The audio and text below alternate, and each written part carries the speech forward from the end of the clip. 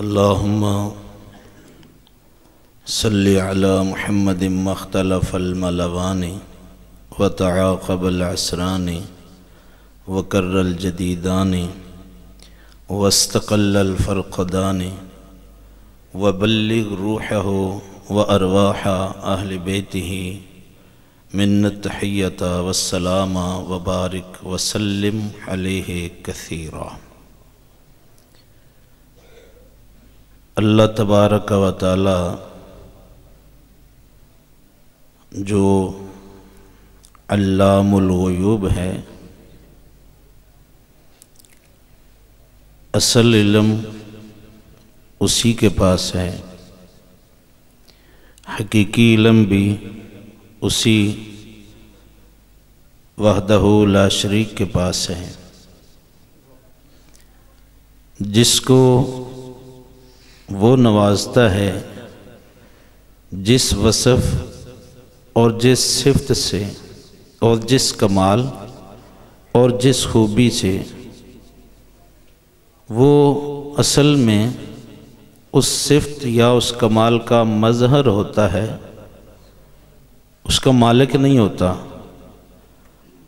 ہر حسن اور ہر کمال اور ہر جمال کا مالک حقیقی اللہ تبارک و تعالی ہے۔ حضرت سیدنا موسیٰ علیہ السلام کا واقعہ اہل علم کے ذہن میں بہت تفصیل رکھتا ہے۔ جب درخت سے آواز آئی تھی اور اس پر جو نور چمکا تو دور سے حضرت موسیٰ علیہ السلام نے دیکھا کہ آگ نکلی ہے۔ اس پر العرف الشذی میں تبصرہ کرتے ہوئے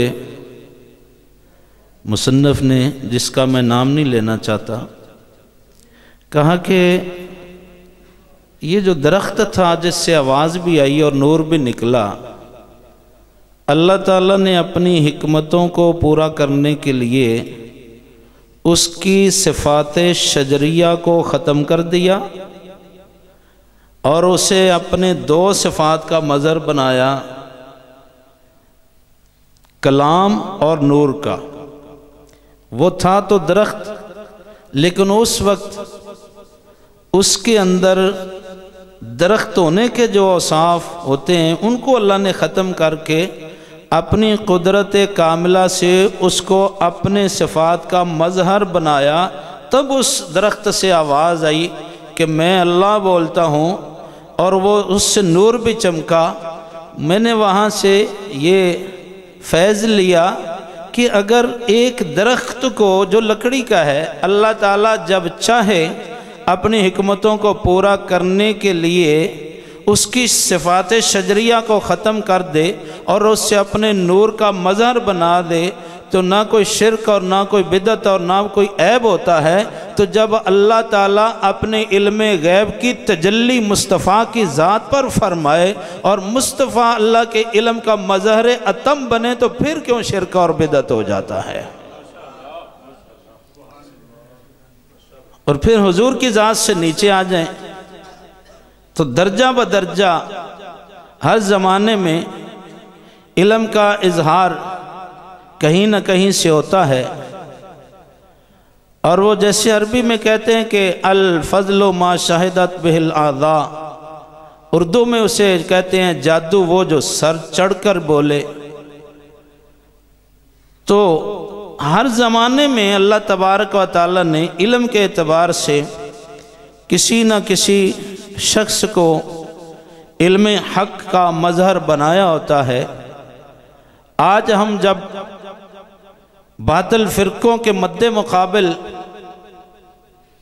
ہماری اس سرزمین میں اس وقت اگر نگاہیں اٹھتی ہیں تو وہ انہی کی طرف اٹھتی ہیں جن کے لیے آپ جہاں بیٹھے ہوئے ہیں۔ میں کہتا ہوں کہ ذالک فضل اللہ یؤتیہ من یشاء، یہ اللہ تعالیٰ کا فضل ہوتا ہے۔ بھئی کسی کو دولت دے دی، किसी को कोई बिजनेस बहुत ज़्यादा दे दिया, किसी को कोई सरकारी बहुत बड़ा ओहदा दे दिया, हर कोई अपने हाल पे खुश होता है। और मौला अली मुश्किल कुशा अमीरुल मोमिनीन रज़ी अल्लाह ताला अन्हु जो फरमाते हैं, रज़ीना किस्मतल जब्बार फ़ीना लना इल्मुन वलिल जुहाल मालू फ़इन्नल माल यफ़ना अन क़रीबिन व अन्नल इल्मा यबक़ा ला यज़ालू। फरमाते हैं दुनियादारों को तो दौलत अता फरमाई है और वो तो कुछ अरसे के बाद ख़त्म हो जाएगी। हम कितने खुश नसीब हैं कि अल्लाह ने हमें इल्म की दौलत अता फरमा रखी है। और यबक़ा ला यज़ालू, इल्म तो ये ऐसी दौलत वाहिद है दोस्तों, पैसा है, गल्ला है, वो इस तरह की अजनास हैं, वो हम जितनी खर्च करते हैं वो कम होती जाती हैं। लेकिन इल्म ऐसी दौलत है, इसको जितना खर्च करो ये उतना ही बढ़ता जाता है, ये दौलत उतनी ही बढ़ती चली जाती है। तो ये तो अहले इल्म और उनसे मोहब्बत करने वालों का एजाज़ है कि वो अल्लाह ताला के दीन की खिदमत और दीन इलाही की सरबुलंदी के लिए हमा वक्त कोशा हैं। किसी किसी आदमी के सर पर सेहरा सज जाता है।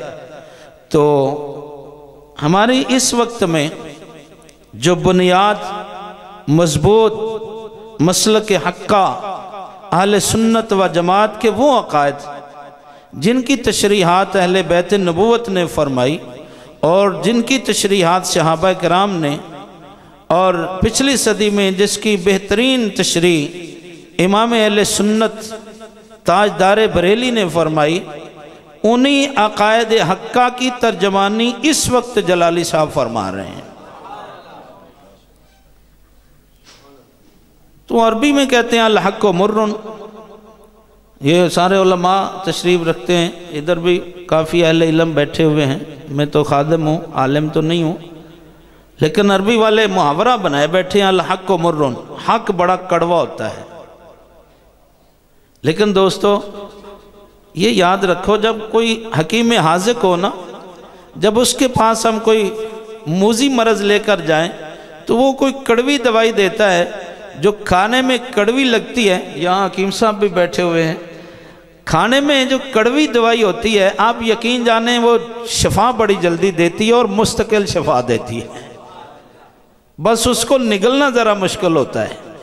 उसको निगल जाए, उसको हज़म कर लें, फिर बड़े सालों तक। और बाज़ दवाइयाँ ऐसी होती हैं जो कब्र तक फिर उस बीमारी को करीब नहीं आने देती। तो आजकल जो दवाई डॉक्टर अशरफ आसफ जलाली साहब देते हैं बदअकीदगी के ख़िलाफ़ जी, सेहत ईमानी की, उसको निगलना ज़रा मुश्किल होता है। लेकिन जो निगल जाता है फिर कब्र तक वो आले नबी और असहाबे नबी का सच्चा गुलाम बन जाता है।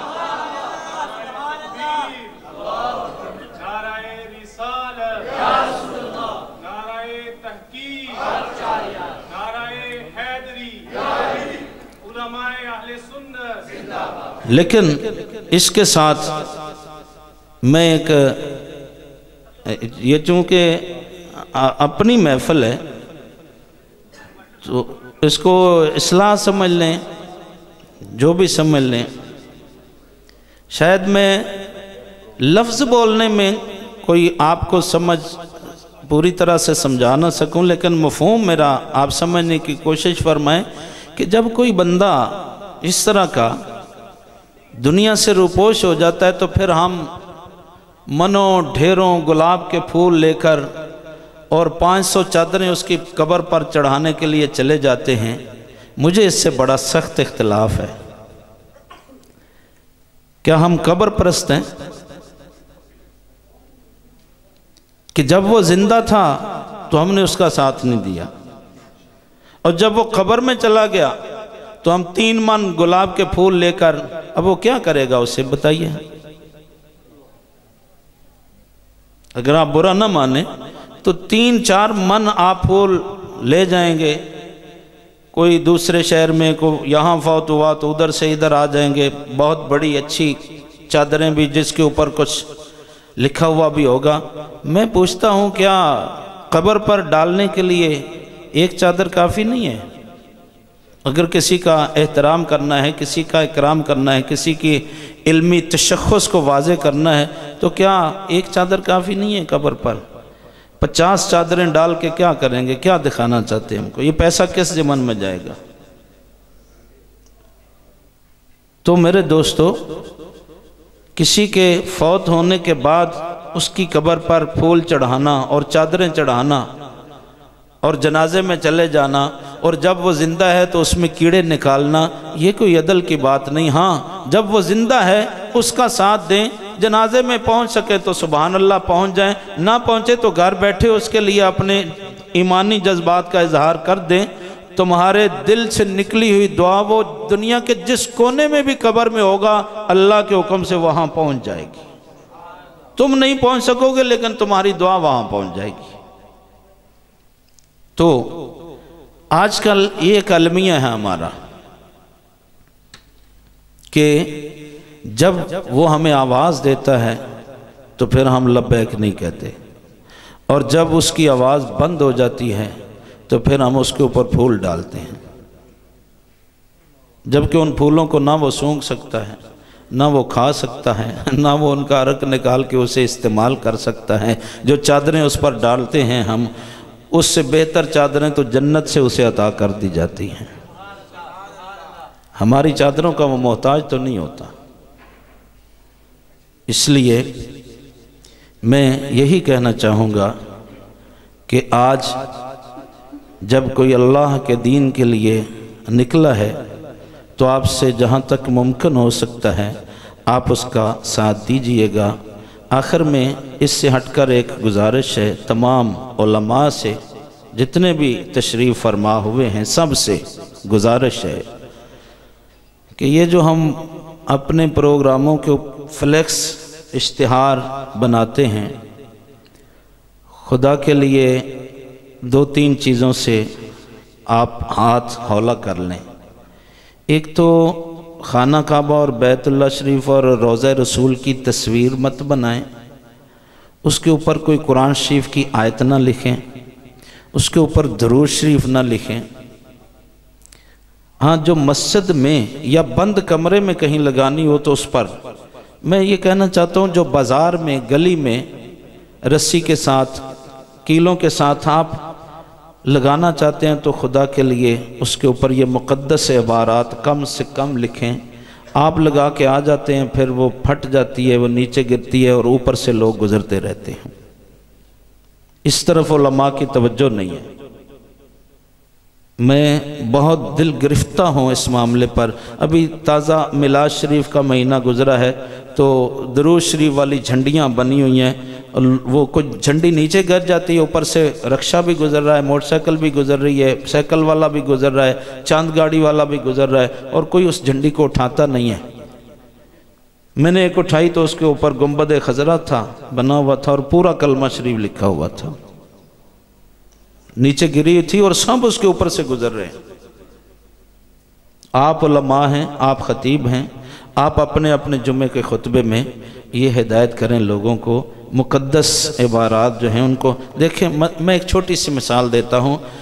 یہ 11ویں شریف کے حوالے سے مہینہ چل رہا ہے تو آپ اشتہار کا عنوان دیتے ہیں بڑی 11ویں شریف، مثلا میں صرف ایک مثال دیتا ہوں، بڑی 11ویں شریف، اب پتہ چل جائے گا کہ اس جماعت کا جلسہ ہے،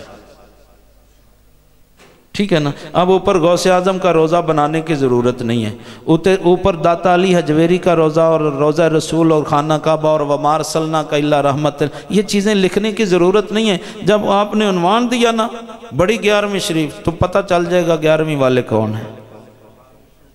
تو اس لیے آپ مہربانی کریں، ذرا اس طرف توجہ فرمائیں۔